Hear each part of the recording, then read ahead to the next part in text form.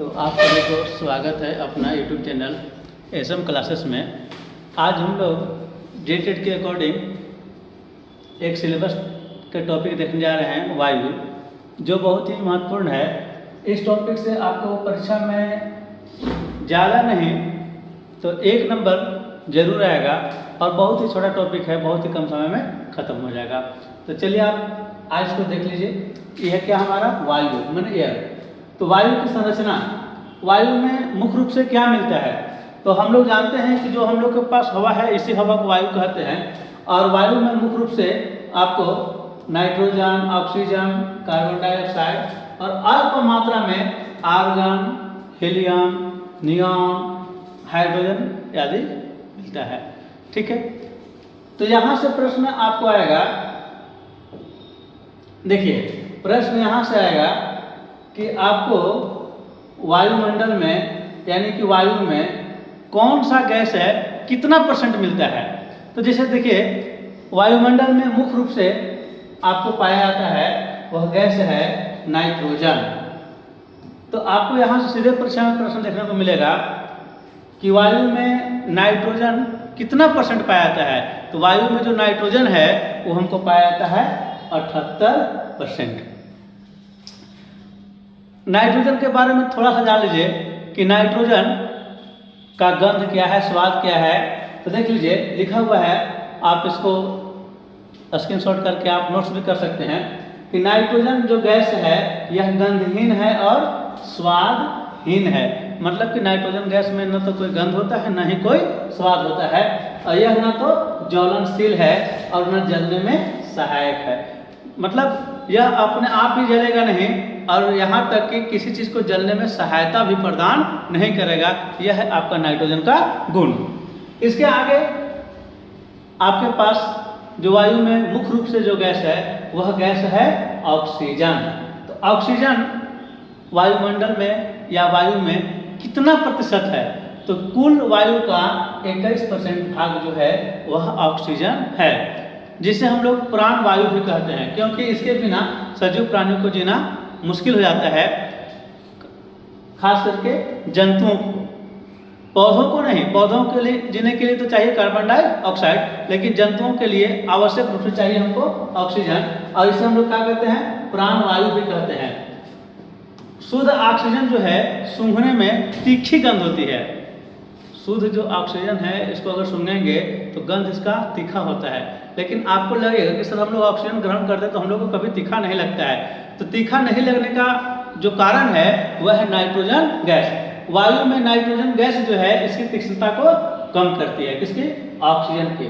Oxygen के बारे में बात करें तो ऑक्सीजन क्या है? ज्वलनशील तो नहीं है, लेकिन किसी भी चीज को जलाने के लिए यह आवश्यक है। यानी कि यह जो क्या है, ज्वलनशील पदार्थ को जलने में सहायता प्रदान करती है। अर्थात हम कह सके तो कोई भी चीज बिना ऑक्सीजन के नहीं जल पाएगा।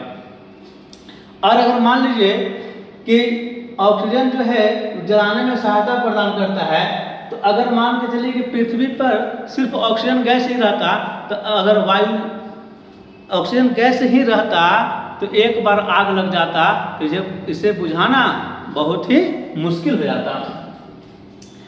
ठीक है, तो आप जाने ऑक्सीजन के बारे में क्या जाने? यह ज्वलनशील नहीं है, लेकिन यह जलाने में सहायक है। ऑक्सीजन को कृत्रिम रूप से, जैसे हम लोग ग्रहण करते हैं प्राकृतिक रूप से, ठीक है, ऑक्सीजन को कृत्रिम रूप से भी श्वसन में प्रयोग किया जाता है। जो पर्वतारोही होते हैं या जो समुद्री गोताखोर होते हैं या जो अंतरिक्ष यात्री होते हैं, तो वहाँ पे ऑक्सीजन की कमी जहाँ होता है तो उसको कमी को पूरा करने के लिए ऑक्सीजन का सिलेंडर साथ में रखते हैं और उसी से क्या करते हैं? ऑक्सीजन ग्रहण करते हैं। तो हम लोग ऑक्सीजन को कृत्रिम श्वसन के रूप में भी प्रयोग करते हैं। देखिए, तो यहाँ से मुख्य जो बात था वो था क्या कि मुख्य बात था कि वायु में कितना % आपका क्या होता है? नाइट्रोजन। तो 78%। ऑक्सीजन कितना था? 21%। अब आपके पास कितना % बचा?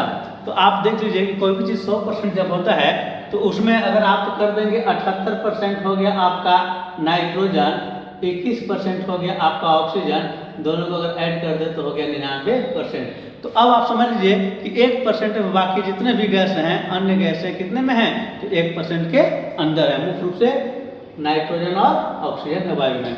चलिए अब हम बात करते हैं कार्बन डाइऑक्साइड का। तो देखिए कार्बन डाइऑक्साइड, जिसको हम लोग CO2 भी बोलते हैं, CO2 कार्बन डाइऑक्साइड का क्या फॉर्मूला है ना, वायु में यह बहुत कम मात्रा में पाई जाती है। बहुत कम मात्रा में पाई जाने का मतलब क्या हुआ, अरे पहले ही से पता है कि 99% में ऑक्सीजन और नाइट्रोजन है, 1% के अंदर ही रहा है ना, इसमें कार्बन डाइऑक्साइड होगा, आर्गन होगा, हीलियम होगा, हाइड्रोजन होगा, बहुत सारे गैस हैं, तो 1% के अंदर में ही है। तो इसीलिए बोला कि कार्बन डाइऑक्साइड क्या है, बहुत ही कम मात्रा में पाया जाता है। यह कहाँ मिलता है, तो जानवरों के श्वसन एवं ईंधन के जलने से यह उत्पन्न होती है कार्बन डाइऑक्साइड। मतलब पौधे श्वसन करेंगे तो आपका क्या उत्पन्न होगा, कार्बन डाइऑक्साइड, या ईंधन जलेगा। ईंधन जलेगा मतलब चाहे फैक्ट्री हो, चाहे गाड़ी हो, चाहे घर में हो, ठीक है, तो ईंधन अगर जलेगा तो क्या निकलेगा, कार्बन डाइऑक्साइड। अब यहाँ पे इसके बारे में देखिए, एक मुख्य जो पॉइंट है वो आपको देखना है कि यह जो है ज्वलन का प्रतिरोधक गैस है। मतलब कि कहीं आग लग जाएगा तो वहाँ पे अगर आप कार्बन डाइऑक्साइड गैस क्या करेंगे, छोड़ेंगे तो आग बुझ जाएगा। मतलब कि आग को जलाने में नहीं, आग को बुझाने में सहायक है कौन, तो कार्बन डाइऑक्साइड। आप देखे होंगे सिनेमा घर में देखे होंगे, हॉल में देखे होंगे, मॉल में देखे होंगे, या कहीं अन्य जगहों पर भी, स्कूल में, अस्पताल में, कि लाल रंग का जो अग्निशामक बनाया हुआ रहता है उसमें क्या भरा हुआ आता है, तो कार्बन डाइऑक्साइड गैस। आप क्लियर हो गए होंगे। देखिए यह जो भी टॉपिक पढ़ाया जा रहा है आपको JTET के अकॉर्डिंग पढ़ाया जा रहा है और NCERT के बेस पर पढ़ाया जा रहा है। क्योंकि जब भी झारखंड सरकार परीक्षा ले रही है तो NCERT के बेस पर ले रही है। अभी इसके पीछे जो परीक्षा हुआ हम लोग देखें और उसी के अनुभव पर आपको हम बता रहे हैं कि जब भी झारखंड का परीक्षा जो भी होगा वो आपको NCERT के बेस पर ही होगा। तो जो भी आपको बताया जा रहा है वो NCERT से ही लिया गया है और सब एथेंटिक है। आप अगर अच्छी तरीके से तैयारी कर लेंगे तो आपको टॉपिक बाय टॉपिक हम तैयारी करवा देंगे और आप JTET में सफलता निश्चित तौर पर पाएंगे। और आपको रियल में सफलता चाहिए JTET में तो आप निस्वार्थ भाव से अपने चैनल को सब्सक्राइब कर लीजिए, जिससे कि आपको समय समय पर सभी टॉपिक का वीडियो ऑटोमेटिक उपलब्ध हो जाए। और ऑटोमेटिक उपलब्ध कराने के लिए सिर्फ सब्सक्राइब करने से नहीं होगा, सब्सक्राइब करने के बाद उसमें बेल आइकन जो होगा उसको प्रेस कर लीजिए और ऑल नोटिफिकेशन पर क्लिक कर लीजिए। जैसे ही आपको यहाँ से कोई भी वीडियो डाला जाएगा JTET से रिलेटिव, वो आपको पास सीधे मिल जाएगा। उसको पाने के लिए किसी अन्य स्रोत की जरूरत नहीं पड़ेगी। तो आप चाहते हैं कि आपका सिलेक्शन हो, आप चाहते हैं कि JTET में आप सफलता पाएं, तो आप निस्वार्थ भाव से चैनल को सब्सक्राइब कर लीजिए। चलिए आगे बढ़ते हैं लोग। तो आग को बुझाने में सिलेंडर में कौन सा गैस का प्रयोग किया जाता है, तो वह है आपका कार्बन डाइऑक्साइड। ठीक है, अब थोड़ा सा बात करते हैं हम लोग। एक गैस है ओजोन, मतलब कि O3। यह क्या है, यह सूर्य से निकलने वाली पराबैंगनी किरणों को पृथ्वी तक पहुंचने से रोकती है। सूर्य से जो अल्ट्रावायलेट किरणें निकलती है उसको पृथ्वी तक पहुंचने से रोकने वाली जो गैस है वो है आपका ओजोन। इसका सूत्र क्या होता है, O3। अगर O2 रहे तो ऑक्सीजन और O3 रहे तो ओजोन। ठीक है, ओजोन के बारे में यही मुख्य रूप से विशेष है। चलिए अगला बात देखते हैं हम लोग।